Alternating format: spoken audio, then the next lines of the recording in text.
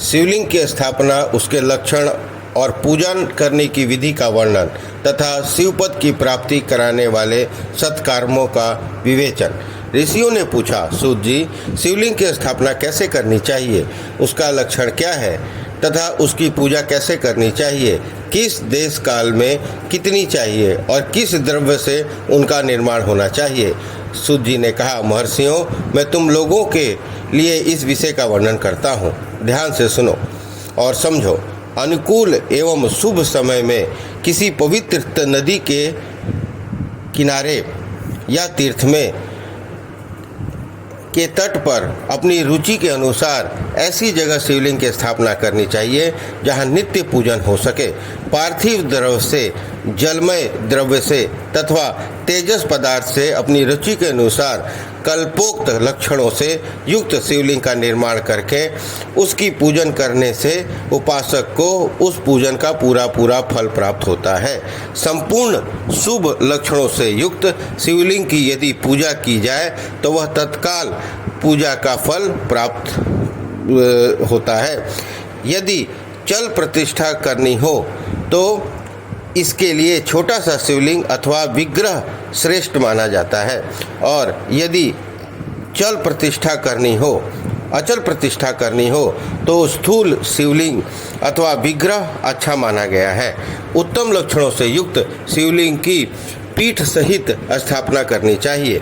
शिवलिंग का पीठ मंडलाकार, गोल, चौकोर, त्रिकोण अथवा खाट के पाए की भांति ऊपर नीचे मोटा और बीच में पतला होना चाहिए। ऐसा शिवलिंग महान फल देने वाला होता है। अपने पहले मिट्टी से, पत्थर आदि से अथवा लोहे से आदि से शिवलिंग का निर्माण करना चाहिए। जिस द्रव्य से शिवलिंग का निर्माण हो उसी से उसका पीठ भी बनाना चाहिए। यदि स्थावर शिवलिंग में भी लिंग और पीठ का एक ही उत्पादन होना चाहिए, किंतु बाणलिंग में के लिए वह नियम नहीं है। लिंग की लंबाई निर्माणकर्ता और स्थापन न करने वाले यजमान के 12 उंगल के बराबर होनी चाहिए। ऐसे ही शिवलिंग को उत्तम कहा गया है। इससे कम लंबाई हो तो फल में कमी आ जाती है, अधिक हो तो कोई दोष की बात नहीं है। चरलिंग में भी वैसा ही नियम है। उसकी लंबाई कम से कम कर्ता के 1 उंगली के बराबर होनी चाहिए। इससे छोटा होने पर अल्प फल मिलता है, किंतु इससे अधिक होना दोष की बात नहीं है। यजमान को चाहिए कि वह पहले शिल्प शास्त्र के अनुसार एक विमान या देवालय बनवाए जो देवगणों की मूर्ति से अलंकृत हो। उसका गर्भगृह बहुत ही सुंदर, सुदृढ़ और दर्पण के समान स्वच्छ हो। उसे 9 प्रकार के रत्नों से विभूषित किया गया हो। उसके पूर्व और पश्चिम दिशा में 2 द्वार हों। जहाँ शिवलिंग की स्थापना करनी हो उस स्थान में के गर्भ में नीलम, लाल, वैदुर्य, श्याम, मरकत, मोती, मूंगा, गोमेद और हीरा, इन 9 रत्नों को तथा अन्य महत्वपूर्ण द्रव्यों को वैदिक मंत्रों के साथ छोड़े। सद्योजात आदि 5 वैदिक मंत्रों द्वारा शिवलिंग का 5 स्थानों में क्रमशः पूजन करके अग्नि में हविष्य की अनेक आहुतियाँ दें और परिवार सहित मेरी पूजा करके गुरु स्वरूप आचार्य को धन से तथा बंधु बांधवों को मनचाही वस्तुओं से संतुष्ट करें। याचकों को जड़, सुवर्ण, गृह एवं भू संपत्ति और चेतन गौ आदि का वैभव प्रदान करें। स्थावर जंगम आदि जीवों को यत्नपूर्वक संतुष्ट करके एक गड्ढे में सुवर्ण तथा 9 प्रकार के यत्न भरकर सद्योजात आदि वैदिक मंत्रों का उच्चारण करके परम कल्याणकारी महादेव जी का ध्यान करें। तत्पश्चात नाद घोष से युक्त महामंत्र ओंकार ओम का उच्चारण करके उक्त गड्ढे में शिवलिंग की स्थापना करके उसे पीठ से संयुक्त करें। इस प्रकार पीठ युक्त लिंग की स्थापना करके उसे नित्य लेप से जोड़कर स्थिर करें। इसी प्रकार वहाँ परम सुंदर वेर मूर्ति की भी स्थापना करनी चाहिए। सारांश यह है कि भूमि संस्कार आदि की सारी विधि जैसी लिंग प्रतिष्ठा के लिए की गई हो वैसे ही मूर्ति प्रतिष्ठा के लिए भी समझनी चाहिए। अंतर इतना ही है कि लिंग प्रतिष्ठा के लिए प्रणव मंत्र के उच्चारण का विधान है, परंतु मूर्ति की प्रतिष्ठा पंचाक्षर मंत्र से ही करनी चाहिए।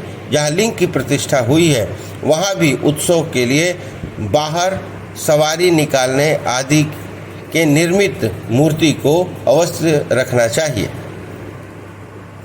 मूर्ति को बाहर से भी लिया जा सकता है, उसे गुरुजनों से ग्रहण करें। बाह्य मूर्ति वहीं लेने योग्य है जो साधु पुरुषों द्वारा पूजित हो। इस प्रकार लिंग में और वेर में भी की हुई महादेव जी की पूजा शिवपद प्रदान करने वाली होती है। स्थावर और जंगम के भेद से लिंग भी दो प्रकार का कहा गया है। वृक्ष लता आदि को स्थावर लिंग कहते हैं तथा क्रीम कीट आदि को जंगम लिंग। स्थावर लिंग की सींचने आदि के द्वारा सेवा करनी चाहिए और जंगम लिंग को आहार और जल आदि देकर तृप्त करना उचित है। उन स्थावर जंगम जीवों को सुख पहुंचाने में अनुरक्त होना भगवान शिव का पूजन है, ऐसा विद्वान पुरुष मानते हैं। इस प्रकार महालिंग की स्थापना करके विविध उपचारों द्वारा उसका पूजन करें। अपनी शक्ति के अनुसार नित्य पूजा करनी चाहिए और देवालय के पास ध्वजारोपण आदि करना चाहिए।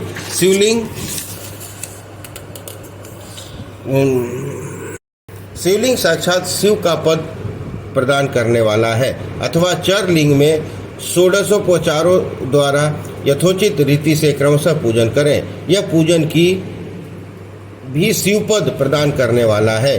आवाहन, आसन, अर्घ्य, पाद्यांग, आचमन, अभ्यंग पूर्वक स्नान, वस्त्र एवं यज्ञोपवीत, गंध, पुष्प, धूप, दीप, नैवेद्य, तांबूल समर्पण, निराजन, नमस्कार और विसर्जन, ये 16 उपचार हैं।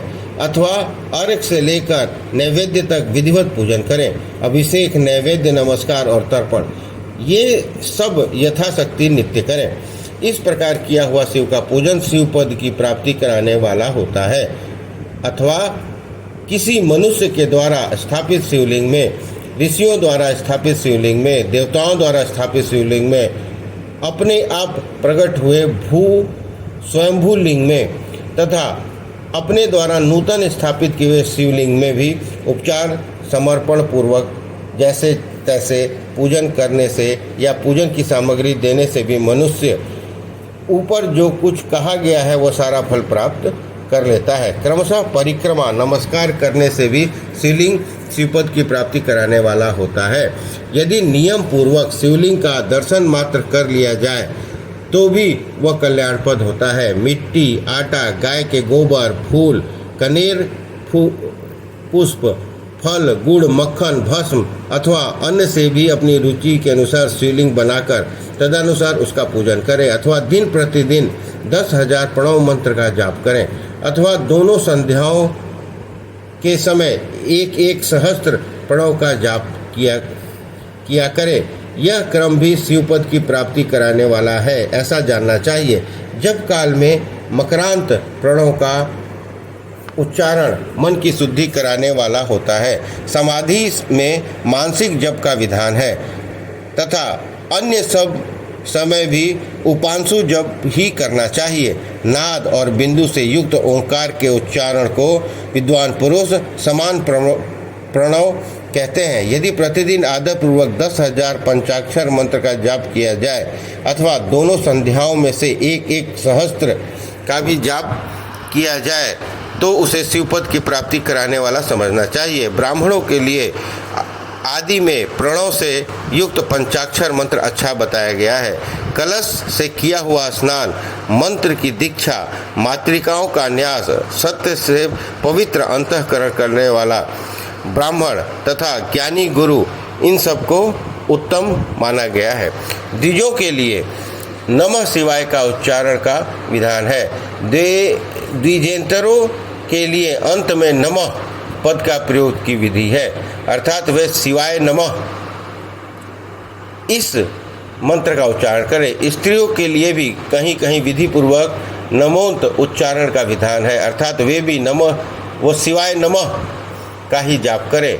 कोई कोई ऋषि ब्राह्मण की स्त्रियों के लिए नमः पूर्वक शिवाय के जाप की अनुमति देते हैं, अर्थात वे नमः शिवाय का जाप करें। पंचाक्षर मंत्र का 5 करोड़ जाप करके मनुष्य भगवान सदाशिव के समान हो जाता है। 1, 2, 3 और 4 करोड़ का जाप करने से क्रमशः ब्रह्मा, विष्णु, रुद्र और महेश्वर का पद प्राप्त होता है। अथवा मंत्र में जितने अक्षर हैं उनका पृथक पृथक 1-1 लाख जाप करें और समस्त अक्षरों का एक साथ ही जितने अक्षरों उतने लाख जाप करें। इस तरह से जप को शिवपद की प्राप्ति कराने वाला समझना चाहिए।